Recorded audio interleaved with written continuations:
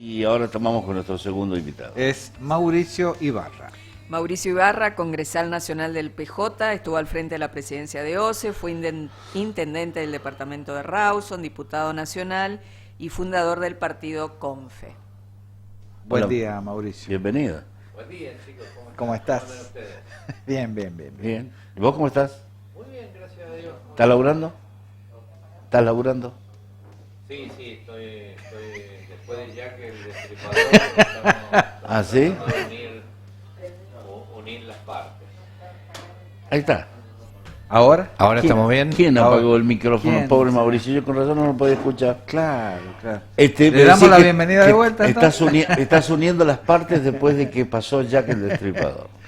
Sí, te digo, hubo un proceso de desencuentro, de desorden, de naturaleza política muy profundo, y hoy ha llegado el momento de empezar a ordenar esas cosas, de encontrar racionalidad, equilibrio, madurez en un proceso complejo de la Argentina, ¿no? Miren, el peronismo tuvo problemas con Perón Braden, Sí. estuvimos después con el radicalismo, que al final fueron absolutamente leves, de esas dificultades. Con Macri fueron también leves, parecía que eran graves, pero terminaron siendo leves. Pero hoy con un personaje tan tan voraz, diríamos, desde el punto de vista intelectual y desde el punto de vista pragmático, como lo es Milei, el peronismo está en el punto máximo de dificultades, y cuando hablo del peronismo creo que estoy hablando casi con un egoísmo total, porque en realidad la sociedad argentina, en términos de cambiarle derechos, cambiarles cosas a la sociedad, me parece que es totalmente agresivo este modelo, ¿no? Yo le doy casos concretos para que empecemos a entender de esto que les estoy planteando. Si vos tenés un trabajo y el 30 de cada mes vas a tener que estar con el corazón en la boca de saber que si está o no está, que te echan, que no te echan, es imposible que construyas una pieza más para el bebé que acaba de nacer, es imposible que construyas las rejas, le digas al herrero, sí, haceme las rejas de la casa, porque lo que genera este modelo es inestabilidad en el sistema, diríamos, de la economía, desde la microeconomía hasta la macroeconomía, y es un fiel representante de los voraces, ¿no? De la voracidad de los capitales internacionales. Ya no hay izquierda y derecha en el mundo, ya esto es una discusión de café, de intelectuales de la Facultad de Filosofía, pero no funciona así. Lo que hay son depredadores en términos económicos a nivel nacional e internacional.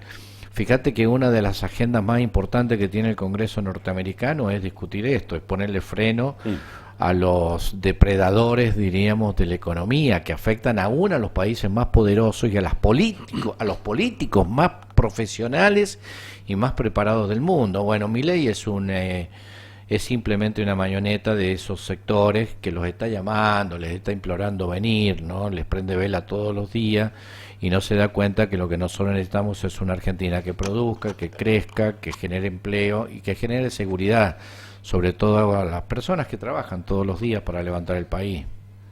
Hay gente que todavía le cree, que está esperanzada. Sí, es una cuestión de carácter sociológico, siempre lo explico. Mirá, en los momentos más difíciles de la vida, cuando te vas al médico y te dan un diagnóstico complejo, Sí.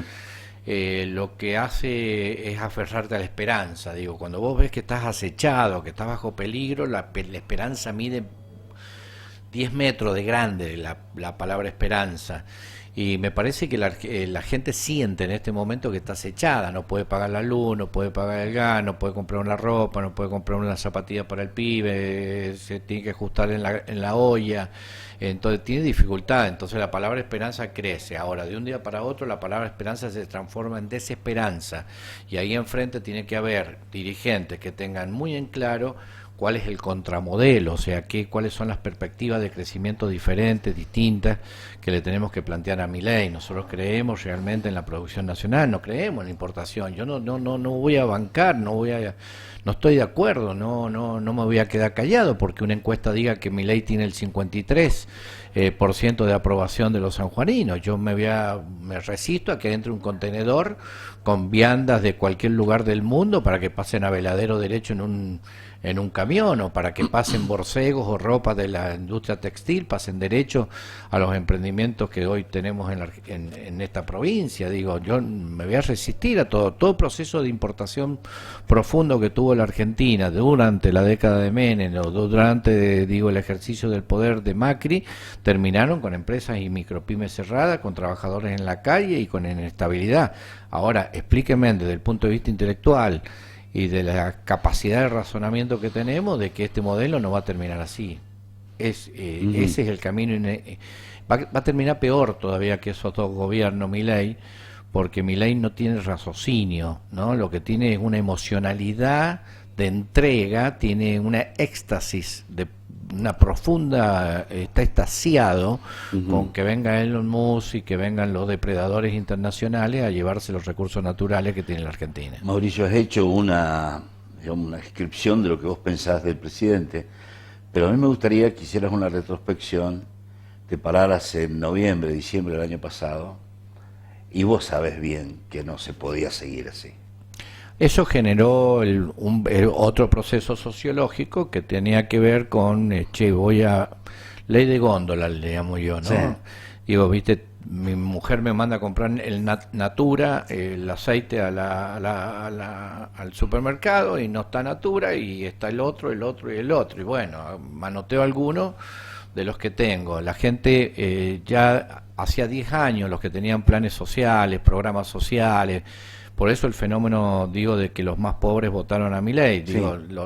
La gente se cansó también de vivir de un sistema que generaba indignidad, que generaba una falta de poder de crecer. La gente sobrevivía, diríamos, con ese proceso económico y de transferencia de recursos. Y según Milei había una matriz de corrupción.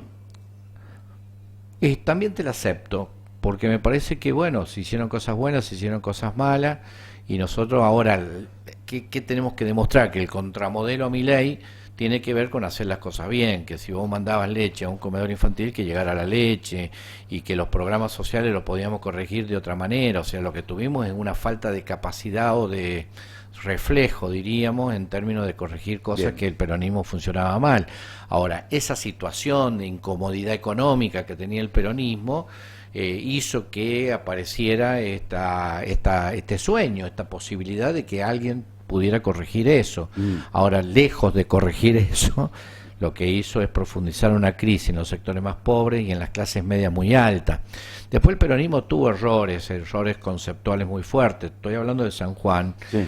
Uno tenía que ver con el conflicto que tuvimos con los médicos, los bocinazos, toda esta cosa. Había un sector muy duro dentro del gobierno, muy conservador, muy obstinado, que hizo que los médicos salieran a bocinearnos todos los días, y no entendimos que los médicos son hijos de las clases medias. La mayoría de los médicos son hijos de las clases medias sanjuaninas, de familias humildes también que han sufrido mucho para darle estudio a sus hijos. Y al final le terminamos pagando a los bocinazos, terminamos pagando los salarios que eran justos de una sociedad donde a mí no se me ocurre entender de que es justo tener médicos bien pagados. Y luego vino el conflicto con los docentes también, que con la misma lógica se intentó resolver, de obstinados adentro del gobierno que decían que no iban a pagar. Fíjate que terminamos pagando salarios como correspondía, sin caer en déficit, sin caer en desequilibrio fiscal. Sí. Y después lo que hay que dividir son el discurso de Milei. Milei plantea un Estado endeudado, un Estado que de desorden político, de desorden económico, desequilibrado. Eso no pasó en San Juan. Durante 20 años correlativamente ningún mes tuvimos desequilibrio, tuvimos equilibrios fuertes en nuestras cuentas, tuvimos ordenamiento en las cuentas públicas, tuvimos ordenamiento en el Estado, se pagaron los salarios como correspondía, tuvimos crecimiento, no hubo discusión de Estado y privado. Acá en San Juan, al revés, la discusión era, che, ¿por qué le dan siempre tanto a los privados? ¿Por qué las transferencias del gobierno son tanto a los privados? Lo que después podemos discutir si los privados eran siempre lo mismo. Que eso también lo podemos lo podemos discutir en otro capítulo. Pero bueno, pero no hubo discusión. Uñagui y Gioja no tuvieron nunca la discusión de Estado y privado. Acá se bancó casi más a los privados que casi al tanto o igual que se bancó al Estado. Por lo tanto, esa discusión nacional, diríamos, que todo lo que Milei critica, cuestiona y maltrata, no fue. Por eso hay que seguir defendiendo las cosas que hicimos. Nosotros nos sentimos ajenos, no hicimos eso. Mantuvimos un Estado y una provincia gobernada por 20 años con equilibrio fiscal sin que Milei nos tuviera que dar clase de economía. Hay un par de problemas actuales, muy actuales de esta semana, que están encrispando un poquito los ánimos, y que es 39% de aumento de los subsidios de transporte Lamba y 0 para el resto del país, y 39.000 millones de pesos de aumento para la Universidad de Buenos Aires y 0 para el resto del país. Esas cosas están crispando un poquito. Si te gobiernan los unitarios, a ver, detrás de la filosofía barata y esta filosofía del trueque que tiene Milei, sí, obviamente detrás se esconde un país unitario, un país que está dominado por los sectores concentrados que siempre han sido parte y han querido ser parte. Dios está en todas partes, pero atiende en Buenos Aires. Totalmente. Entonces, bueno, fíjate vos que la respuesta, digo, a la necesidad de votar una ley, porque esto tampoco es porque sí, tiene que ver con los acuerdos que está logrando Milei para votar una ley que es nefasta para todos nosotros. Sí. Y bueno, eso implica esa desigualdad con la Universidad de Buenos Aires y con los subsidios al transporte en Cava, diríamos, y que no tienen nada que ver con la realidad de los sanjuaninos. Yo te doy un dato duro, duro, que es real, ¿no? Hoy un calingastino tiene que gastar 13.000 pesos para venir y 13.000 pesos para irse, para venirse a hacer un estudio de alta complejidad en un hospital público sanjuanino. Si viene la viejita con el hijo o con la hija, alguien que la acompañe, que lo acompañe, claro, estamos hablando de 52.000 pesos nada más en transporte. Nada más en transporte. Un policía, un empleo público de Uyun tiene que pagar 1.300 para venir, 1.300 para irse, 2.600. Puede ser que no tenga doble turno como un empleado de comercio, a lo mejor que tenga Uyun, sí, tiene que pagar.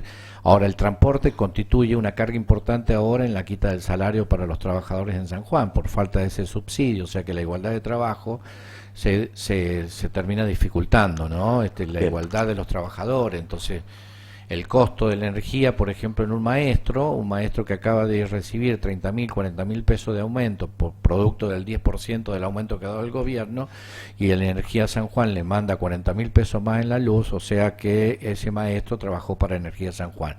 Ahora tiene un socio nuevo, que es Energía San Juan. Entonces, bueno, son cosas que los gobiernos no ven, que no están interpretando. Claro, son cuando se toman medidas sin la gente adentro, es lo que pasa. Mauricio, dos cositas más, nada más tenemos que preguntar. La interna del PJ no se vaya a olvidar. Sí, no, jamás me olvidaría de eso, jamás. Estábamos mirando hace un rato las planillas de la Oficina de Presupuesto del Congreso de la Nación, que hace una evaluación mensual y cuatrimestral, y nos daba la cuenta que la provincia de San Juan en el cuatrimestre recibió 290.000 millones de pesos. Lo ratificó recién Marisa López, que estuvo sentada ahí, y sí, tiene los números en la cabeza, dice 73 en enero, sí, son 290.000. Representan casi un 80% menos que el primer cuatrimestre del año pasado. En esas condiciones, pobre Orrego, no se va a poder mover. No sé si Marisa te dijo que el mes pasado, a pesar de esos números, tuvo 34% de superávit. Subió. La provincia. Sí, la provincia, sí. Sí. En enero, pero porque no pagaron nada. Claro, hay que entender el superávit, que tuvo el gobierno provincial, que fue de 34 puntos el mes pasado, que lo tenemos medido en función de los números que el mismo gobierno exhibe, que pueden ser un superávit por mejor administración o un superávit por no pago. Por no pago. ¿no? Cuando vos decís que 1.500 millones se ahorró viste que hubo un titular en los diarios de que 1.500 millones se ahorró la obra social, y después encontrás amparistas, que son más de 200 los amparistas que están diciendo que no se les pagan las insulinas, por ejemplo, sí, o lo que tiene que ver con los tratamientos de enfermedades complejas, que antes se pagaban por el incluir salud, que venía de Nación, y después encontrás un gobierno provincial que es mudo, socio y cómplice, en definitiva, del voto con Milei. Mira, las provincias, esta provincia históricamente se comportó en buenas relaciones con el gobierno nacional, sí, digo, desde Bravo, que se portaba bien con el gobierno nacional y conseguimos más puntos de coparticipación, se portó bien en Gioja con Duhalde, Gioja con Kirchner, a pesar de que hubo tironeo con Cristina y José Luis, que hubieron facturas cuando el Senado, complejas. Y después hasta funcionó bien, hasta con Uñac y Macri. No te saltea, Belín. No, me estabas esperando que me lo salteara. Sí, sí. Me estabas esperando. No. Fíjate, con masa, pero fíjense que con Macri y Uñac también nosotros seguimos consiguiendo los flujos para vivienda, sí, los flujos para los diques, los flujos para las rutas, sí, digo, seguimos consiguiéndolo. No. Ahora explíquenme ustedes, ¿cuál es el sentido que el gobierno provincial siga apoyando de la manera que apoya al gobierno nacional? ¿A cambio de qué? ¿Y le habrá prometido Francos algo a Orrego? Bueno, pero es urgente que nosotros tengamos el incluir salud, es urgente que nosotros tengamos los beneficios que teníamos para el sistema educativo, es injusto que la provincia tenga que de traer recursos propios para pagar lo que pagaba Nación antes. Es injusto que las universidades sanjuaninas, la Universidad de Cuyo, que es una de las universidades más importantes que tiene el país, no tengan los recursos necesarios para poder conservar las matrículas que tenemos ahí adentro. O sea, la pregunta, pero bien intencionada, la pregunta del razonamiento político estricto, es por qué estamos levantándole la mano a Milei, por qué estamos apoyando a Milei, si San Juan no está recibiendo a cambio nada, absolutamente nada. Entonces, bueno, estos son los planteos de discusión de alto nivel, diríamos, que estamos tratando de entender con el gobierno de la provincia. Estamos de acuerdo a apoyar a Milei, pero cuando recibís cosas a cambio, que tienen que ver con el mejoramiento de nosotros. Lo de la uva y todo eso, no sé, hay un roce con Lustó, aparentemente, con Jacobiti, algo así. Entonces, bueno, nosotros tenemos que tener presión. El que no llora no mama, el que no tiene operaciones políticas en Buenos Aires y no va a recibir nada. El ángel de la guarda no viene solo, ¿me entendés? Tenés que mandarle una cartita a la cigüeña para que la cigüeña venga. Entonces, lo que estoy pidiendo es que el gobierno tenga una capacidad de operación política fuerte que llegue al corazón de donde se están discutiendo las cosas en Buenos Aires, para que cada vez que un sanjuanino levanta la mano para apoyar de alguna manera medidas de urgencia de Milei, tengan un sentido concreto en San Juan. Lo que vas a conseguir si no pasa eso, la caída va a ser muy peor de la que está sucediendo, vas a tener el comercio vacío como está, hoy andás en el centro y no hay nadie, una caída del ingreso, una caída de la empresa, en vez de vender 10 jeans vas a vender 2 jeans y el mes que viene vas a vender 1 jean y vas a tener que terminar cerrando el negocio que tenía. Entonces, bueno, todas estas cosas son, o sea, deben entender los políticos que las cosas se logran con capacidades políticas, ¿no? Y capacidades operativas a nivel nacional. Gestión. Bueno, y la última pregunta es lo que dice Claudio, tiene que ver con interna peronista, pero yo te lo quiero preguntar a la luz de las declaraciones de Fabio Vallay, sí, el intendente de Pocito, que dice, acá hay 2 actores, Gioja y Uñac, los demás son actores de reparto. ¿Suscribís? Sí, totalmente. A ver, hay que entender que Gramajo. No, lo que pasa a eso se refiere, por supuesto. Lo que pasa es que en una empresa, te lo voy a llevar al campo de la empresa, vos tenés socios mayoritarios y accionistas minoritarios. Bueno, los primeros que se ponen de acuerdo son los mayoritarios, y por ahí si necesitas un minoritario para conformar el directorio, lo hace. Pero este es un momento para que entiendan Hay un viejo axioma peronista que dice que nadie debe sentirse más de lo que es ni menos de lo que debe ser. Bien. Y hay algunos que se están sintiendo más de lo que deben ser, y eso es lo que dificulta de alguna manera la interna o la resolución de la interna. Yo te diría que, porque me toca formar parte de esas mesas de diálogo, estamos muy avanzados en un camino de unidad con el georgismo, y también tenemos la misma intención con los demás sectores. Menos Baistrocchi, diríamos, que ya casi que abrió la puerta para irse, la abrió del lado de adentro. Cuando un dirigente abre la puerta del lado de adentro es porque se está por ir. Tenés experiencia vos, Gonzalo. Sí, Tenés experiencia. sí, pero eso es lo que es la diferencia de valentía y cobardía. Digo, la valentía es cuando vos te vas cuando sos parte del gobierno, y estábamos en el gobierno. Cuando yo me fui, estábamos en el gobierno. El José Luis estaba en el esplendor de su gobierno, estaba en las mieles del gobierno, tenía mucho poder, y yo le discutí de alguna manera que el peronismo necesitaba transitar un espacio de renovación de alguna manera, y tenía que haber algunos cambios también en las políticas y en los intérpretes de esa política. Yo estaba en esa conferencia de prensa. Bueno, en un momento yo dije petrificar el peronismo o fosilizar el peronismo, pero lo hice del lado de adentro y lo hice cuando estábamos en el poder. Me parece cobarde, me parece muy cobarde hacerlo cuando te vas del poder. ¿No? Lo hubieses dicho antes. Tenías tiempo antes de ser candidato, tenías tiempo cuando fuiste ministro, tenías tiempo de decir que no estabas de acuerdo, pero lo hiciste cuando el peronismo perdió el poder. Eso se llama cobarde. Bueno, está clarito. Si alguien no entendió el mensaje, que escriba. Bueno, Mauricio... Quedan un montón de sí, temas, sí. Es muy interesante hablar. Vamos a volver a charlar uno de estos días con vos. Te venís, tomamos un cafecito y charlamos. Cuando el programa anterior no lo liberé tan Sí. tarde, ya le voy a tirar las orejas. ¿Eh? Ya no va a tocar los Les manda saludos. Sí, no, son amigos. Bien. Gracias por haber venido. ¿Eh? No, muchas gracias a ustedes. Gracias, Un cariño como siempre. Pausa cortita. Cortita, por favor. Sí. Pero ya Tenemos está que hablar con Sebastián. con Sebastián. Ahí venimos.